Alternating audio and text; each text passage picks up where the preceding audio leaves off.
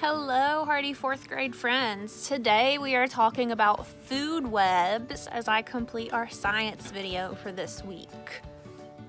You will find this worksheet in your packet this week for your science section. A food web shows how energy is passed on from one living thing to the next. It shows the feeding habits of different animals that live together in an ecosystem. In the food web pictured on the left, right here, energy is passed from the grass to the mouse, to the snake, to the hawk. Producers are living things that make their own food with sun and air. The producers are pictured at the bottom of the food web. Consumers are living things that eat other living things. Now let's look at the questions that we've got to answer.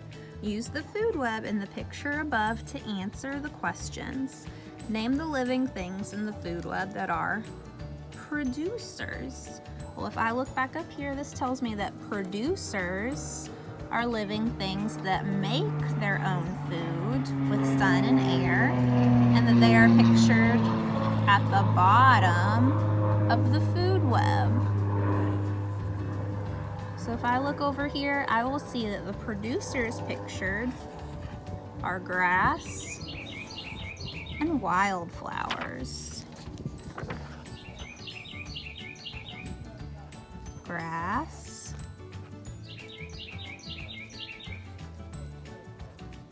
and wildflowers.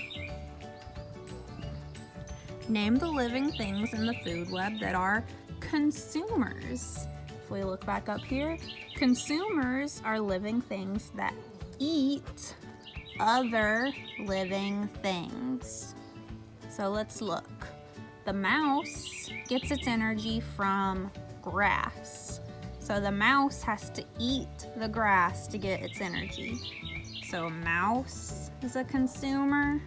The snake eats the mouse and gets energy from the mouse. So the snake is a consumer.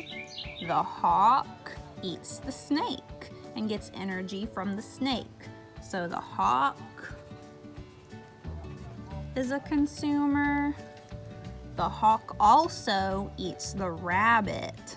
So the hawk is a consumer as well of the rabbit and the snake.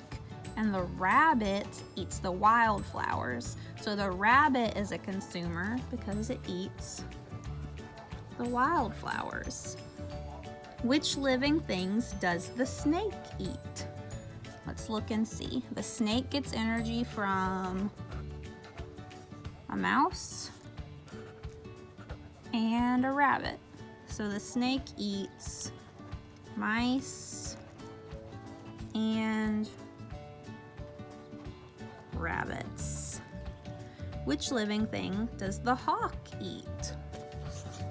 The hawk gets energy from the rabbit, gets energy from the mouse, gets energy from the snake. So the hawk eats mice, rabbits, and snakes. What is eaten by the rabbit? That means, what does the rabbit eat? The rabbit eats wildflowers.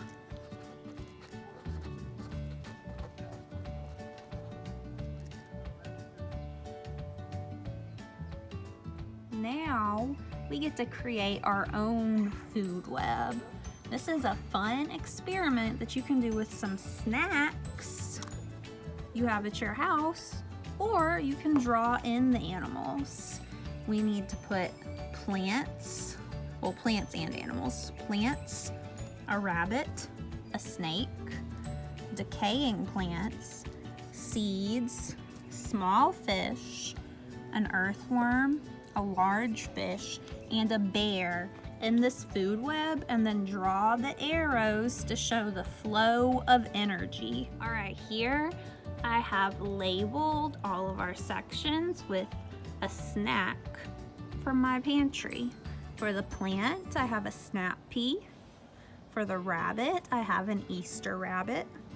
For the snake, I have a scaly or sugary gummy worm. For the decaying plants, I have some Special K. For the seeds, I have some sunflower seeds. For the small fish, I have a goldfish. I have a teddygram for our bear, a Swedish fish for our large fish, and a regular gummy worm for our earthworm. Now we need to model the flow of energy. Now remember, the flow of energy shows what creatures get energy by eating something else. We know that earthworms get energy by eating decaying plants in the dirt. So we would draw an arrow from the decaying plant to the earthworm.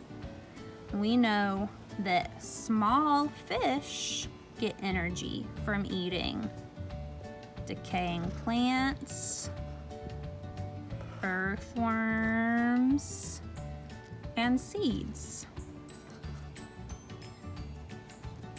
Oh, and plants.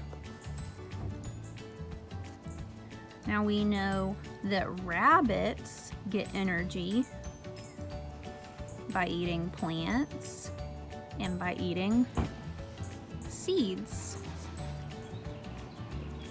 We know that snakes get energy by eating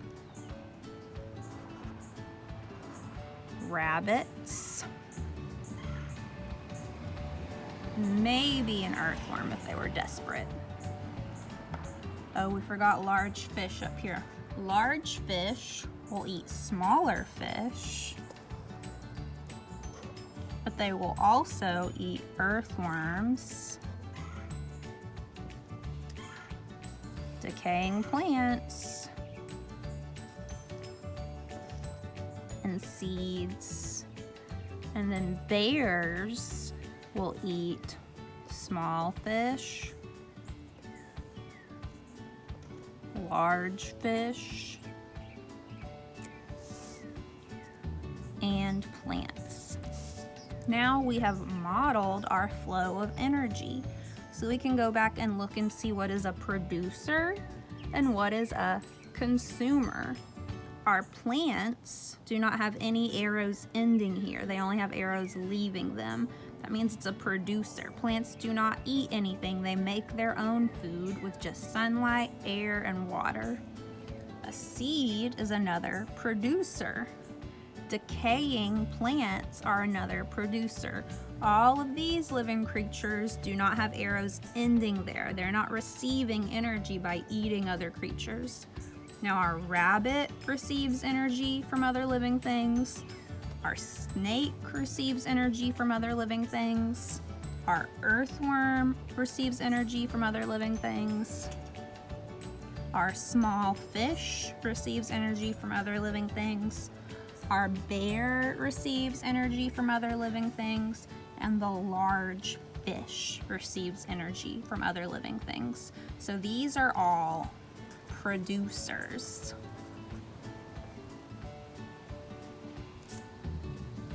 No, my bad. Consumers. And these are producers. If they produce their food, if they make their food, they're a producer. If they consume or eat something else, they are a consumer. So let's go and label all of these. We've got a producer here, a producer here, a producer here, then a consumer, consumer,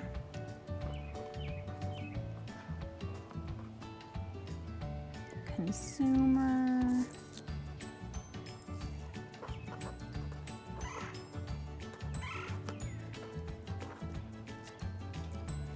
consumer and one last consumer.